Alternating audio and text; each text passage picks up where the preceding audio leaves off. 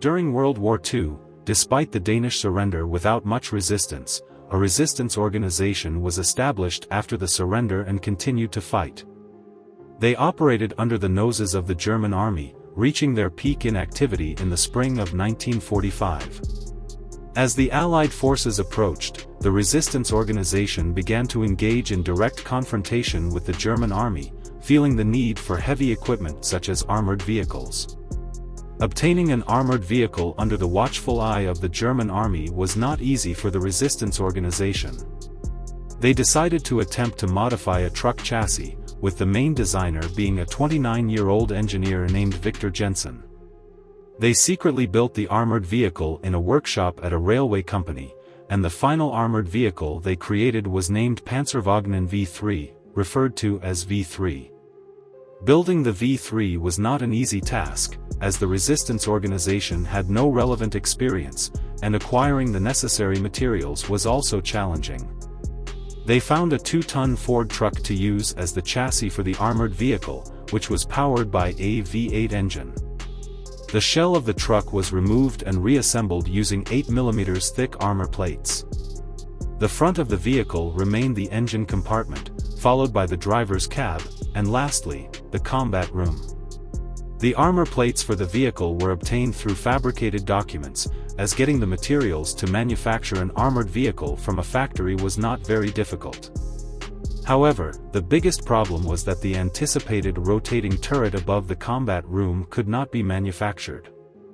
This turret was intended to house a 7.92mm Madsen machine gun, which would be manually rotated. The resistance organization brought the armor plates to a steel factory where a member of the resistance army worked, and despite encountering some crises along the way, they successfully constructed the required turret structure. Ironically, this turret was later found to be unable to rotate on the armored vehicle and had to be welded in place. The driver's cab had an observation window in the front, with the driver and vehicle commander sitting side by side. They communicated with the members of the combat room through a window at the back. The combat room could accommodate about 4 people and their individual weapons, including the turret operator, and the members could fire through various windows at the front and sides of the vehicle. As the liberation of Denmark by the Allied forces approached in early May, the local German forces in Denmark surrendered on the 4th.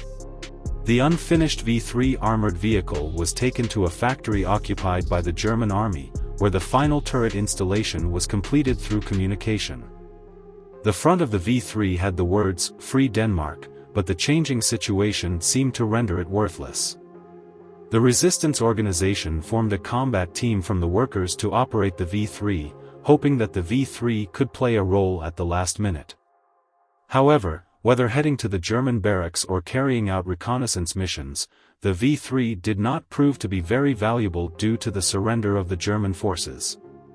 The vehicle's significant noise and engine overheating caused the crew a lot of trouble. A real battle took place at a farm, where the resistance organization learned that some Germans were taking shelter at the Acerbo farm.